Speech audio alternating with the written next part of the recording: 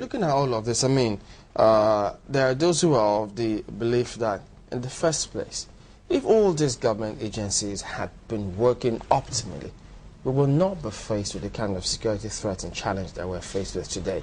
I mean, you have so many security outfits or government agencies than a lot of people can remember.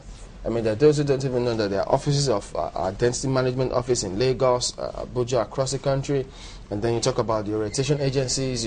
Some don't even know that they have state offices, institutes of peace and security. They also exist, and you have so many of them. How then is government going to combine all of this, manage them together? Because if NCC now coming up with this biometric registration, INEC did one the other day. A new 30 billion has been allocated for that, for those from 18 years above. So how do we reconcile all this? Well, you have to, because you have to go back to the National Assembly and get enabling laws. For instance, I think we should have what I call National Data Bank Registry Office, to be manned by security agencies. Made up of which? Made up of all security agencies. Okay. And they will protect your data, my data. And then all the biometrics that have been taken, including polygamous family biometrics, including pensioners' biometrics, should be warehoused by them. Now, the question arises here. When you talk about gathering all this biodata that have been collected by the different agencies, be it legally or illegally, you said earlier that they're being stored abroad. I was coming to that. When you set up this agency, you build from bottom up and not from up to down.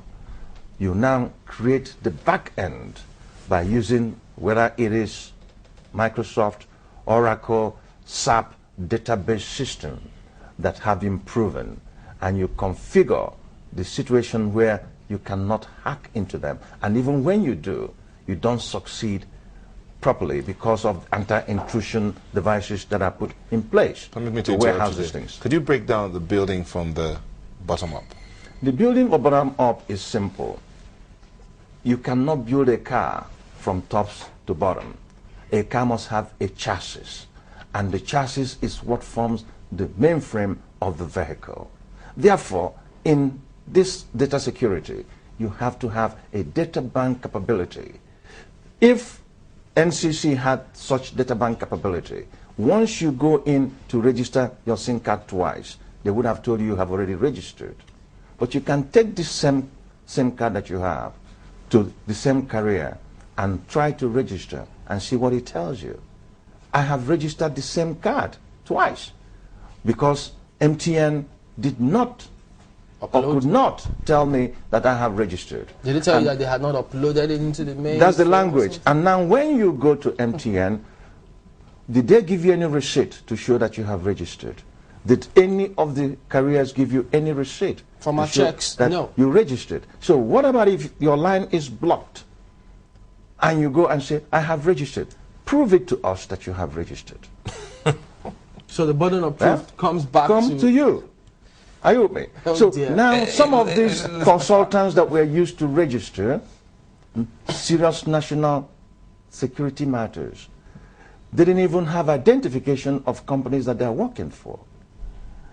NCC is supposed to release 15% mobilization to some of these companies. Some of them have not received it. So what is the enthusiasm to register?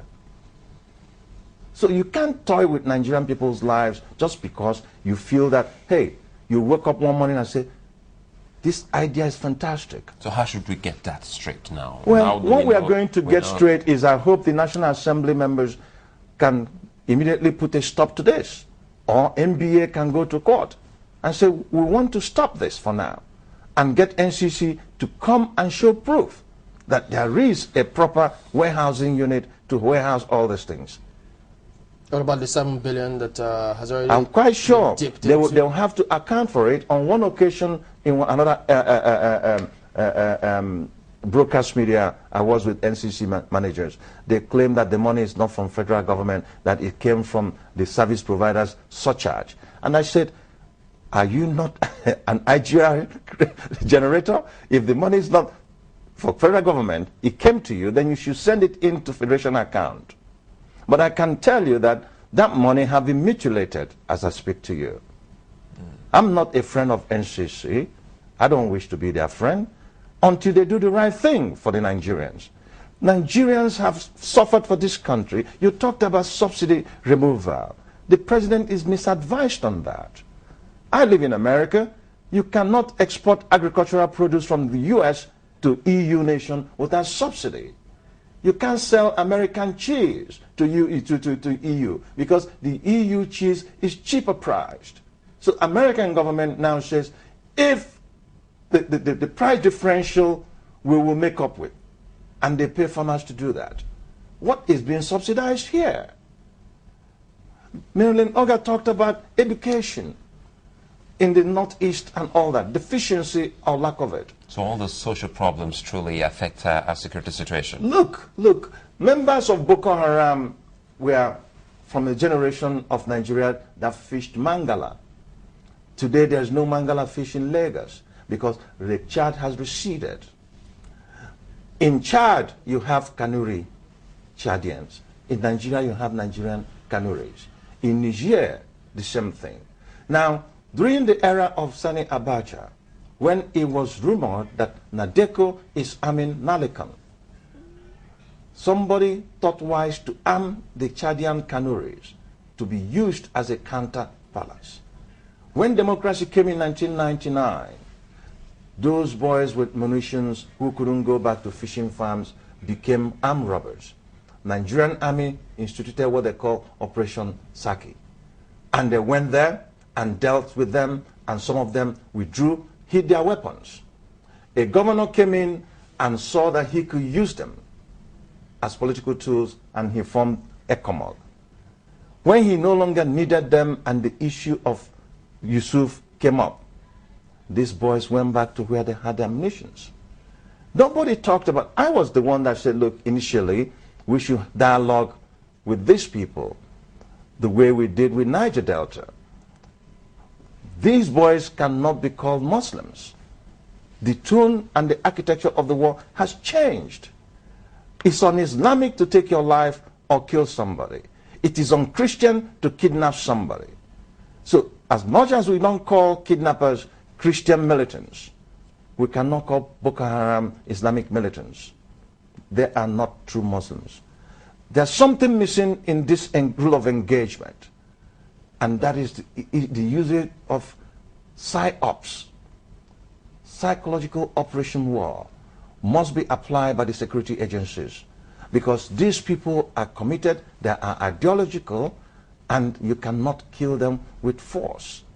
And someone mentioned here yesterday about the essence of tactical forces. We have to begin to look into that. There was a time the MOPOL was the police tactical force. But today, MOPOL are now carrying handbags of But again, we also talk about the rivalry that exists. Rivalry does exist everywhere, but there becomes a common purpose.